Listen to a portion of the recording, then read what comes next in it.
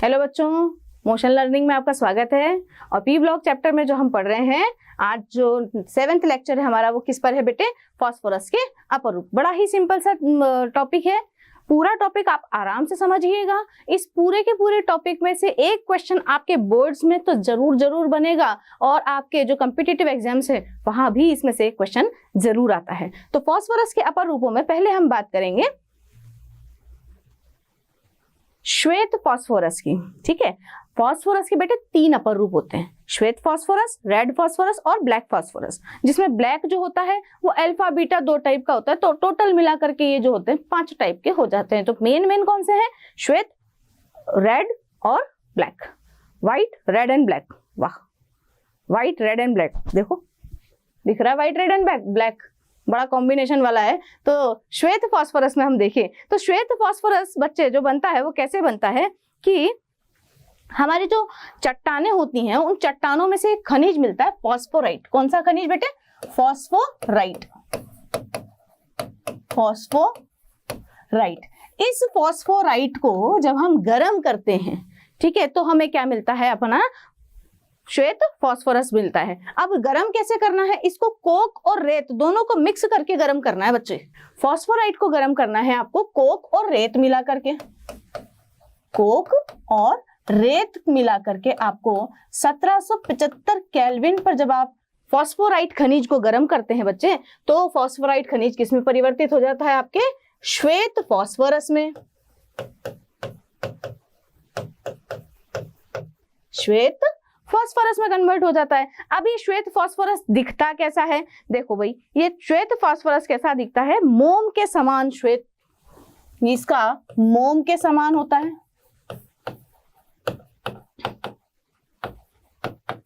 ये मोम के समान ठोस होता है, जैसे ट्रांसल्यूसेंट नहीं होता, मोम के समान ठोस, जिसको आप पकड़ के अगर जोर से दबा दें तो ये बिखर जाता है, बिल्कुल उस तरीके का ये ठोस होता है, मोम के समान ठोस होता है।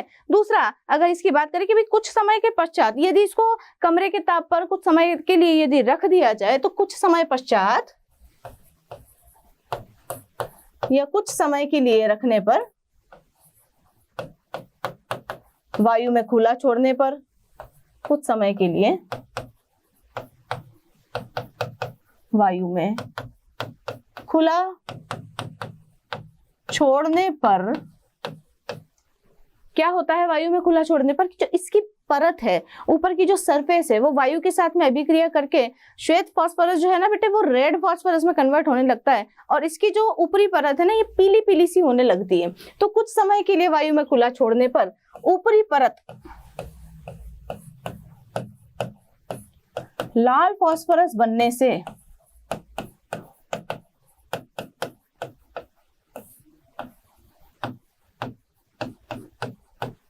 लाल फास्फोरस बनने से पीली दिखाई देती है।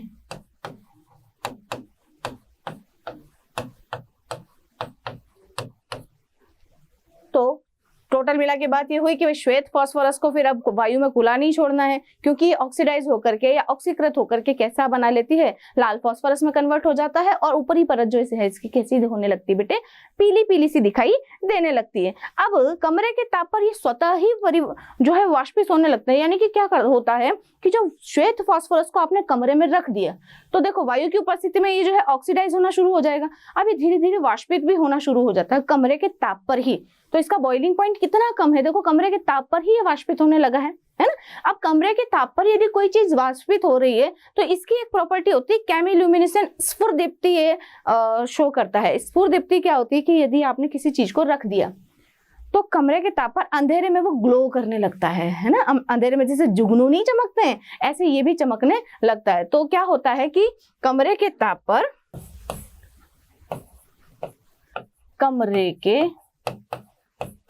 पर यह स्वतः ही वाष्पित होने लगता है। कमरे के ताप पर यह स्वतः ही वाष्पित होने लगता है, और अंधेरे में चमकने लगता है।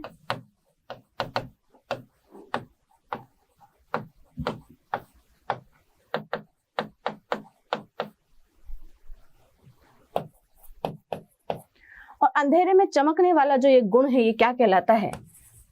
स्फुरदीप्ति। स्फुरदीप्ति या केमिल्यूमिनेसेंस।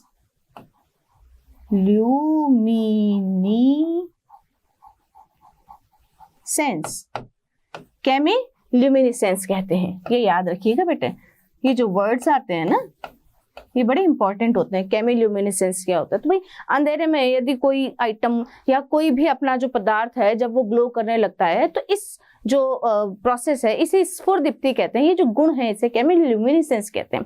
ठीक है, तो इसमें केमिल्यूमिनेसेंस का भी गुण पाया जाता है।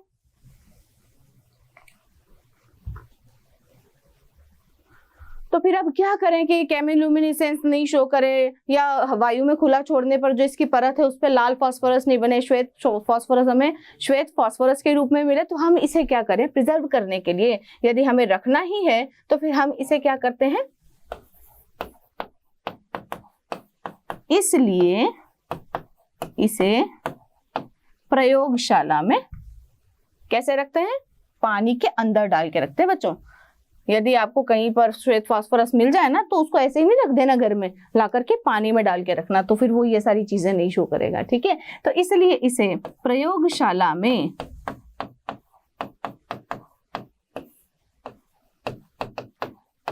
पानी में रखा जाता है।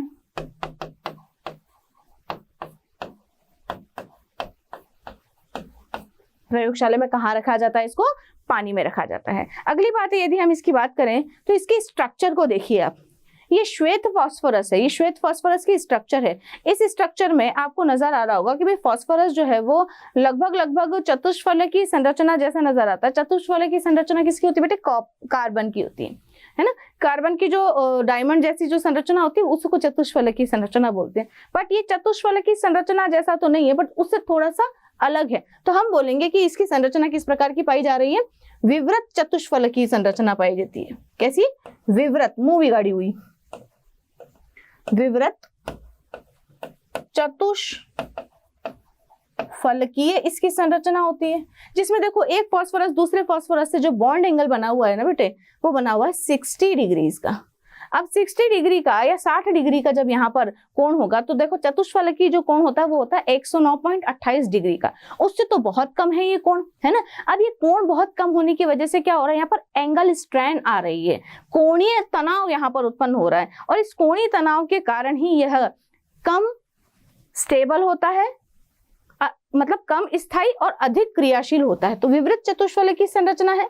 बंद कोण की यदि हम बात करें तो 60 डिग्री बंद कोण यहां पाया जा रहा है, जिसकी वजह से यहां पर क्या उत्पन्न हो रहा है बच्चों? कोणीय तनाव उत्पन्न हो रहा है। क्या उत्पन्न हुआ बेटा? कोणीय तनाव, क्योंकि जितना कोण यहाँ होना चाहिए था चतुष्फलकीय संरचना के अकॉर्डिंग 109.28 डिग्री, उससे बहुत कम है यहाँ पर कोण, है ना। तो जिसकी वजह से क्या होगा? यहाँ पर कोणीय तनाव उत्पन्न होगा। अब कोणीय तनाव होगा तो तनाव जहां भी होता है बताओ लड़ाई झगड़े की संभावना ज्यादा होती है। तो बताओ लड़ाई झगड़े की संभावना ज्यादा है ना, लड़ाई झगड़े की संभावना ज्यादा है तो सीधी सी बात है कि बंध जो है वो आसानी से टूट भी पाएंगे, बॉन्डिंग जो है वो कमजोर हो जाएगी ना। बॉन्डिंग कमजोर है तो चीजों को रिलेट किया करो, है ना। केमिस्ट्री में क्या होता है? तनाव अगर ज्यादा है यानी कि टेंशन अगर ज्यादा है, तनाव ज्यादा है, तो बताओ बॉन्डिंग जो है वो कमजोर होगी ना, कमजोर होगी तो दोस्ती टूट जाएगी, तो इनकी जो दोस्ती वो टूट सकती है। तो इसका मतलब क्या हुआ? विवृत चतुष्फलकी संरचना कोणीय तनाव की वजह से क्या होता है? यह कम स्थायी होता है। अब अगर स्थायी कम है तो अत्यधिक क्रियाशील भी होगा, है ना। कम स्थायी है और अधिक क्रियाशील है। तो अगर आपसे कोई पूछे कि क्या कारण है श्वेत फास्फोरस अधिक क्रियाशील होता है, तो ये रहा कारण। विवृत चतुष्फलकी संरचना होने से बंद कोण 60 डिग्री का हो जाता है, जिसकी वजह से यहाँ कोणीय तनाव उत्पन्न होता है, और ये कोणीय तनाव की वजह से यह कम स्थायी और अधिक क्रियाशील होता है। और ये स्ट्रक्चर बना करके इस तरीके से 60 डिग्री का कोण बनाइएगा। अगली बात हम करेंगे कि देखिए कि इसको घोलना, ये अगर इसको घोला जाए तो मैडम आपने पानी में डाल दिया तो ऐसा नहीं होगा कि फास्फोरस जो है वो पानी में ही घुल जाए, श्वेत फास्फोरस। नहीं जी, पानी में नहीं घुलेगा। अगर पानी में घुलता तो केमिस्ट्री वाले ऐसी हरकत नहीं करते बेटे। यदि ये पानी में घुलता होता ना तो हम इसको कभी भी पानी में नहीं डालते। क्यों? क्योंकि ये पानी में, जल में अघुलनशील होता है, इसीलिए तो जल में कैसा होता है बेटे, अघुलनशील होता है।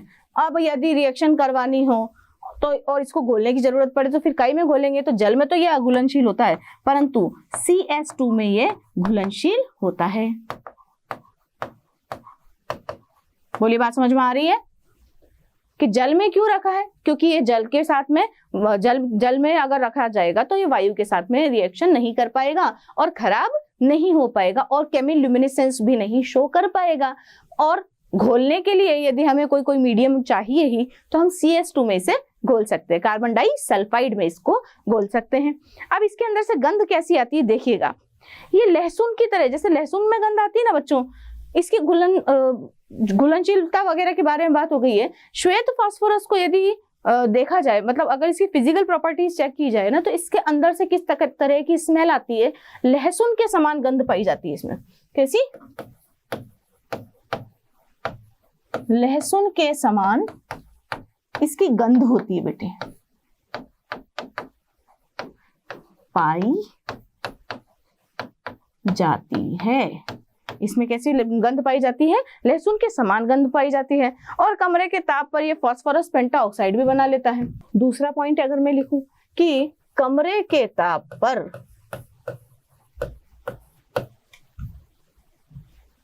या वायु में खुला छोड़ने पर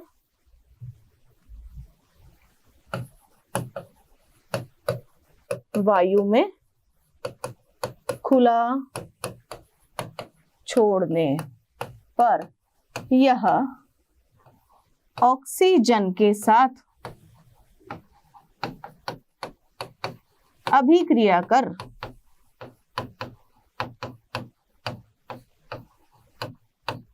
पेंटा ऑक्साइड बना लेता है बेटा। क्या बना लेता है ये? पेंटा ऑक्साइड बना लेता है। कैसे बनाता है देखिए,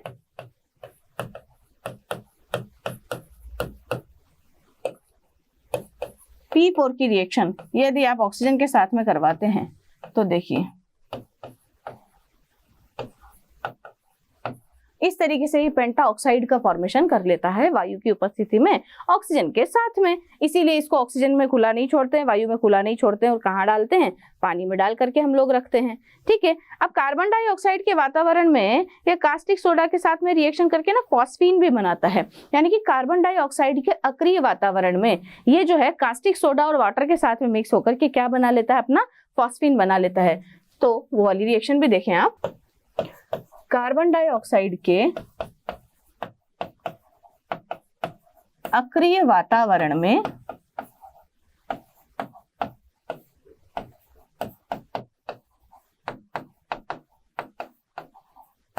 कास्टिक के साथ अभिक्रिया कर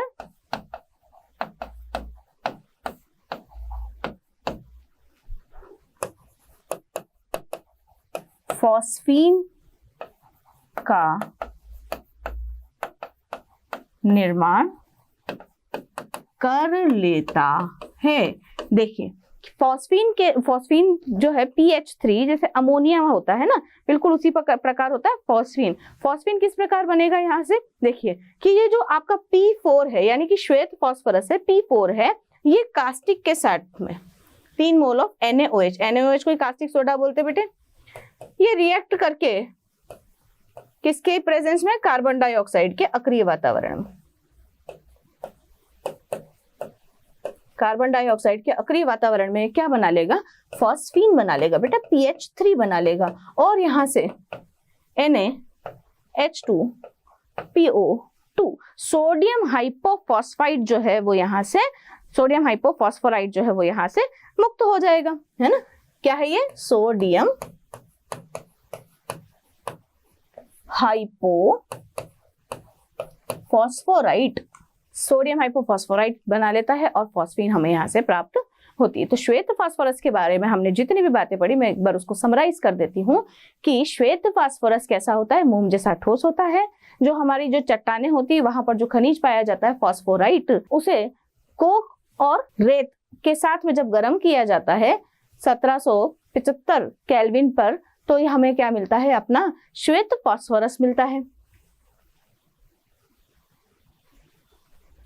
देखिए, और ये मोम के समान ठोस होता है। और कुछ समय के लिए यदि इसको खुला छोड़ दे वायु में तो ऑक्सीजन के साथ में ऑक्सीकृत होकर के ये अपनी सतह पर क्या बना लेता है, लाल फास्फोरस बना लेता है, जिसकी वजह से इसकी सतह जो है वो पीली दिखाई देने लगती है। कमरे के ताप पर स्वतः ही वाष्पित होने लगता है और अंधेरे में चमकने लगता है। और यह गुण क्या कहलाता है बेटा, स्फुरदीप्ति कहलाता है या केमिल्यूमिनेसेंस कहलाता है। इसीलिए इसे कमरे के ताप पर खुला नहीं छोड़ेंगे, कई में डालेंगे, पानी में डाल देंगे। पानी में डालने की वजह से तो जल में अघुलनशील है, इसलिए हमने पानी में डाला है, और CH2 में घुलनशील है, इसलिए अगर रिएक्शन करवानी हो तो क्या किसमें घुलना पड़ेगा, मीडियम कौन सा लेना पड़ेगा, CS2 लेना पड़ेगा।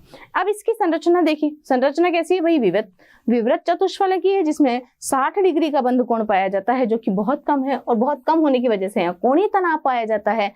कोणीय तनाव की वजह से कम स्थायी और अधिक क्रियाशील हो जाता है।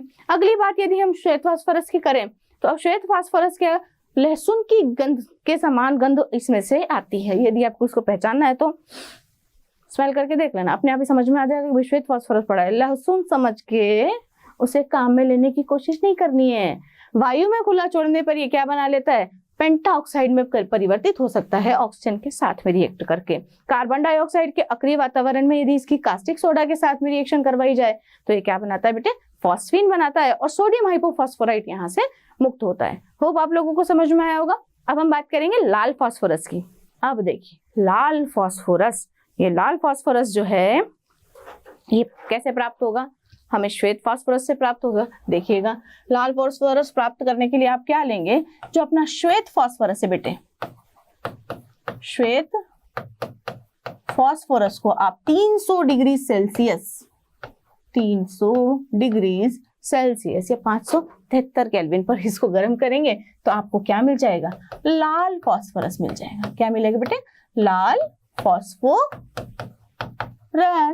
ठीक है, श्वेत फास्फोरस से लाल फास्फोरस बनाना आ गया, यानी कि एक चीज लाओ और दूसरी चीज घर में बनाओ। ठीक है, नेक्स्ट अगर इसकी बात करें तो ये गंधहीन क्रिस्टलीय ठोस होता है। लहसुन के समान गंध किसमें से आ रही थी, श्वेत फास्फोरस में से। ठीक है ना, अभी इसमें से कोई गंध नहीं आएगी, यानी कि कैसा होता है, गंधहीन। और कैसा होता है, क्रिस्टलीय ठोस होता है। जबकि हमारा जो श्वेत फास्फोरस था वो कैसा था बच्चे, मोम जैसा ठोस था। ये कैसा है, क्रिस्टलीय ठोस।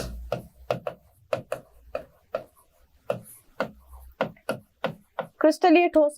अगली बात देखिए, हमने श्वेत फास्फोरस को, जब हमने श्वेत फास्फोरस की बात की थी तो श्वेत फास्फोरस कैसा था बेटा, जल में तो अघुलनशील था, परंतु CS2 कार्बन डाइसल्फाइड में ये घुलनशील था। कौन सा, हमारा श्वेत फास्फोरस। जबकि ये जो है दोनों में ही अविलेय होता है, यानी कि जो रेड फास्फोरस है, लाल फास्फोरस जो है वो CS2 व जल दोनों में ही कैसा होता है, अघुलनशील होता है बच्चे, अघुलनशील होता है। यानी कि अगर आपको लाल फास्फोरस और श्वेत फास्फोरस में विभेद करना हो तो सॉल्युबल करके देख लो। अगर पानी में घुल जाता है, सॉरी पानी में तो दोनों ही नहीं घुलेंगे, पर अगर एक CS2 में घुल जाता है दूसरा नहीं घुलता तो जो घुल गया वो कौन है, आपका श्वेत फास्फोरस, और जो नहीं घुला वो कौन है, आपका रेड फास्फोरस। बोलिए, बात समझ में आई बेटे।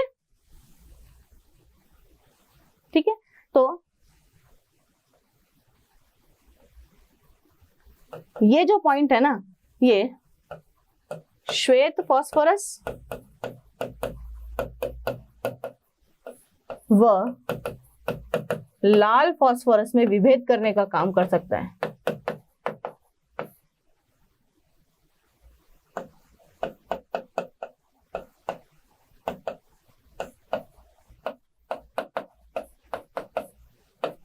ये वाला पॉइंट कहाँ उपयोगी है आपका, श्वेत फास्फोरस और लाल फास्फोरस में विभेद करने के लिए, कि भाई कैसे पता लगाया जाए कि श्वेत फास्फोरस और लाल फास्फोरस है। तो पानी में घोल के देख लो, पानी में दोनों ही नहीं घुलेंगे, फिर CS2 में घोल के देख लो। CS2 में यदि एक घुल जाता है दूसरा नहीं घुलता है तो CS2 में घुलने वाला कौन है, श्वेत फास्फोरस। जो नहीं घुलने वाला है वो कौन है, लाल फास्फोरस। अगली बात हम करेंगे इसके ऑक्सीजन से अभिक्रिया की, कि ये भी श्वेत फास्फोरस की तरह ही पेंटा ऑक्साइड बनाता है। अब पेंटा ऑक्साइड जब ये बनाता है ना बच्चे, तो पेंटा ऑक्साइड यह 300 डिग्री सेल्सियस से अधिक ताप पर, वो तो कैसे दे रहा था, कमरे के ताप पर ही दे रहा था, ये क्या कब देगा, 300 डिग्री सेल्सियस से अधिक ताप पर पेंटा ऑक्साइड बनाता है।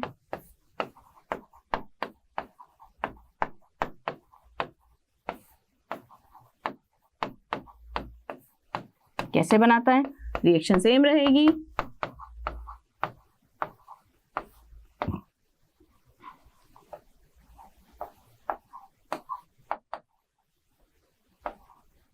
इस तरीके से पेंटा ऑक्साइड बिल्कुल इस तरीके से बनेगा, रिएक्शन बिल्कुल सेम रहेगी। ओहो,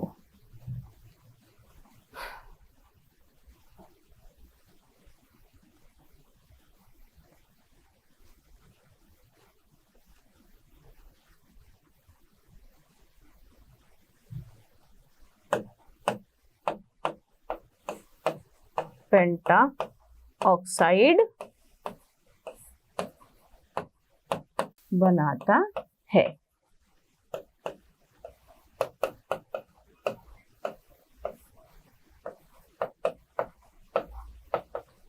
तो 300 डिग्री से अधिक ताप पर जो फास्फोरस पेंटा ऑक्साइड बनाता है वो कौन है? हमारा लाल फास्फोरस। इसकी संरचना की बात करें तो देखो, श्वेत फास्फोरस का जो बहुलक होता है वही क्या होती है? लाल फास्फोरस की संरचना होती है। देखो, श्वेत फास्फोरस इतना सा ही था, श्वेत फास्फोरस इतना सही था। अब बहुत सारे श्वेत फास्फोरस जब एक दूसरे के साथ में इस तरीके से बंध बना करके एक संकुल यौगिक का एक बहुलक का निर्माण करते हैं तो आपको लाल फास्फोरस की स्ट्रक्चर यहाँ पर प्राप्त होती है। तो स्ट्रक्चर के बारे में मैं सिर्फ यहाँ पर इतना ही बताना चाहूंगी कि यह श्वेत फास्फोरस की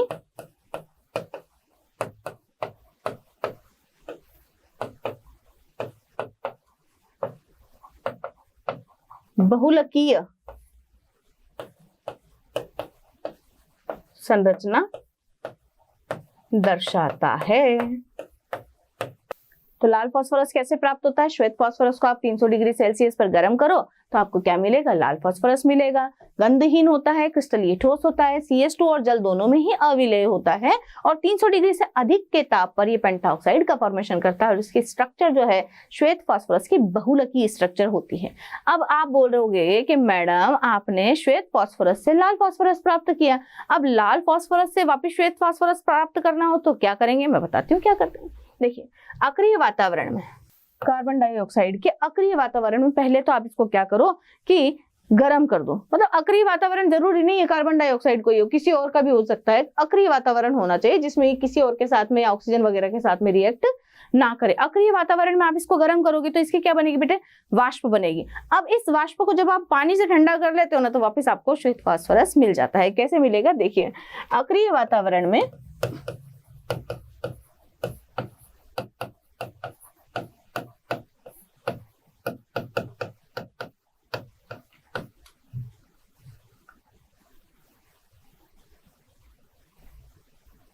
गर्म करने के पश्चात इसकी वाष्प को जल से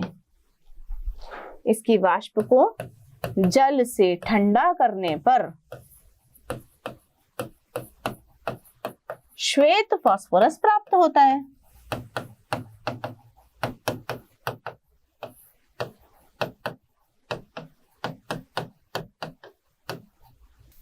एक को गर्म करो तो दूसरा मिल जाएगा और दूसरे की वाष्प को यदि पानी से ठंडा करोगे तो आपको पहला वाला ही प्रोडक्ट वापस मिल जाएगा। तो श्वेत फास्फोरस और लाल फास्फोरस को जो है एक दूसरे में इंटर कन्वर्ट किस प्रकार किया जाता है? इस प्रकार, श्वेत फास्फोरस को 300 डिग्री सेल्सियस पर गर्म करो तो आपको क्या मिलेगा? लाल फास्फोरस। और लाल फास्फोरस को गर्म करके उसकी वाष्प को जब पानी से ठंडा करोगे तो आपको क्या मिल जाएगा बेटे? दोबारा से श्वेत फास्फोरस प्राप्त हो जाएगा। अब श्वेत और लाल फास्फोरस में विभेद किस प्रकार किया जाए ये आप जानते हैं कि पानी में और CH2 में घोल करके देख सकते हैं हम।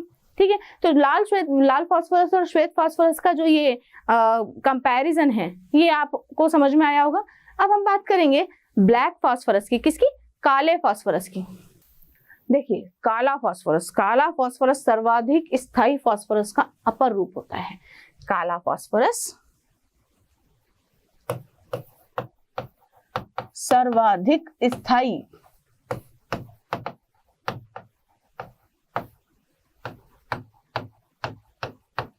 अपर रूप है। किसका? फास्फोरस का। ठीक है, फास्फोरस के 3 अपर रूप होते हैं। कौन कौन से? सफेद, लाल और काला। उसमें से काला सबसे अधिक स्थायी है। अच्छा, इसकी जो संरचना है कैसी होती है बेटे? परतदार संरचना पाई जाती है इसमें, परतदार संरचना होती है लाल काले फास्फोरस की। अब काला फास्फोरस जो है ना बच्चे, वो दो टाइप का होता है बेटा। काला फास्फोरस दो प्रकार का होता है। कौन कौन सा? अल्फा काला फास्फोरस और बीटा काला फास्फोरस। अल्फा काला फास्फोरस और बीटा काला फास्फोरस। ठीक है, अल्फा काला फास्फोरस और बीटा काला फास्फोरस दो प्रकार से उपस्थित होता है, परतदार संरचना होती है और ये सर्वाधिक स्थायी अपर रूप होता है किसका? फास्फोरस का। देखिए, अब हम बात करते हैं काले फास्फोरस के बारे में। तो काले फास्फोरस में पहले हम बात करेंगे अल्फा काले फास्फोरस के बारे में। देखिए, अल्फा काला जो फास्फोरस है ना, ये आपको मिलता कैसे है? अल्फा काला फास्फोरस प्राप्त करने के लिए आपको क्या करना पड़ेगा? लाल फास्फोरस को गर्म करना पड़ेगा। श्वेत फास्फोरस गर्म किया था तो लाल मिला था, लाल को गर्म करेंगे तो काला मिलेगा। ठीक है, आप क्या करें कि लाल फास्फोरस को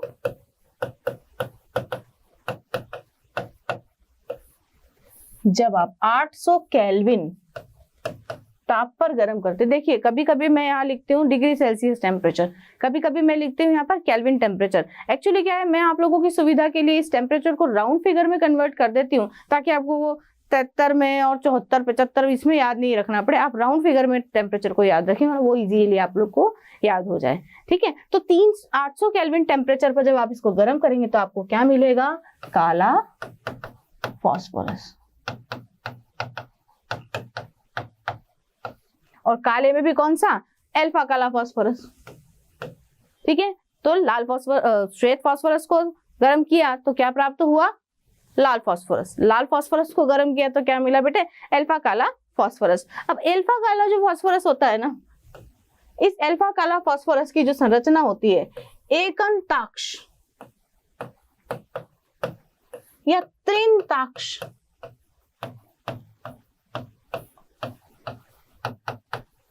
इसकी ज्यामिति होती है। एकंताक्ष ज्यामिति या त्रिंताक्ष इसकी ज्यामिति पाई जाती है।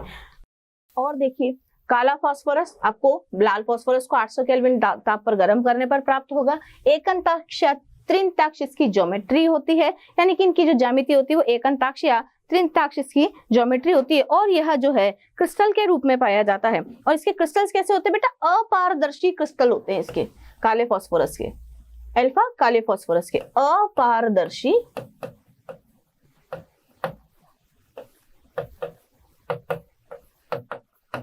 क्रिस्टलीय रूप में पाया जाता है। तो ये सारी बात हुई किसकी? अल्फा काले फास्फोरस की। अब हम बात करेंगे बीटा काले फास्फोरस के बारे में। तो बीटा काला फास्फोरस कैसा होता है? देखिएगा कि भाई बीटा काला फास्फोरस, अब बीटा काला फास्फोरस यदि आपको प्राप्त करना है ना बच्चों, तो बीटा काला फास्फोरस आपको किस प्रकार प्राप्त होगा कि श्वेत फास्फोरस को, किसको? श्वेत फास्फोरस को यदि आप 473 केल्विन टेम्परेचर पर गर्म करते हैं, देखिएगा श्वेत फास्फोरस को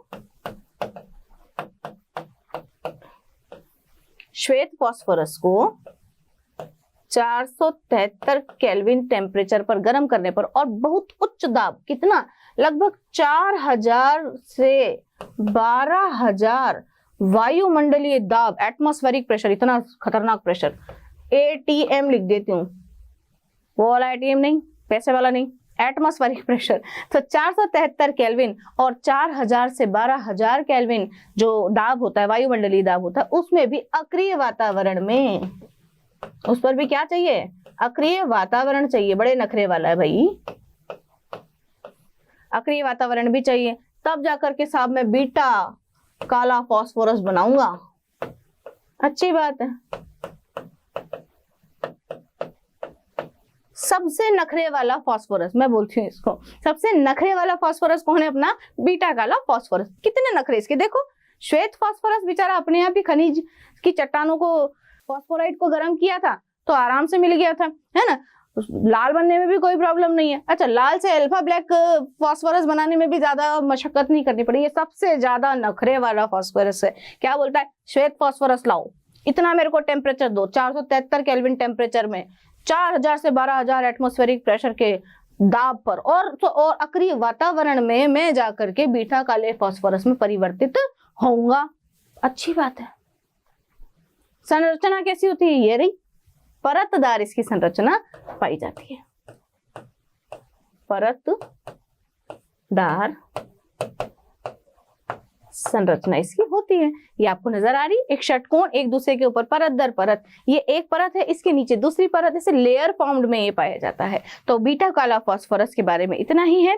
आगे की बात हम करेंगे नेक्स्ट चैप्टर में, नेक्स्ट टॉपिक पे, नेक्स्ट लेसन में बात करेंगे। आज के लिए इतना ही। बहुत बहुत धन्यवाद। होप आप लोगों को समझ में आया होगा बच्चों। बाय। आशा करता हूं हमारे टॉप एजुकेटर का यह लेक्चर आपको पसंद आया होगा। अगर पसंद आया है तो वीडियो को लाइक करिए, चैनल को सब्सक्राइब करिए और शेयर भी करिए, क्योंकि ज्ञान बांटने से बढ़ता है और सही बताऊं तो पुण्य भी मिलता है। मुझे सुनने के लिए बहुत बहुत धन्यवाद। Thank you.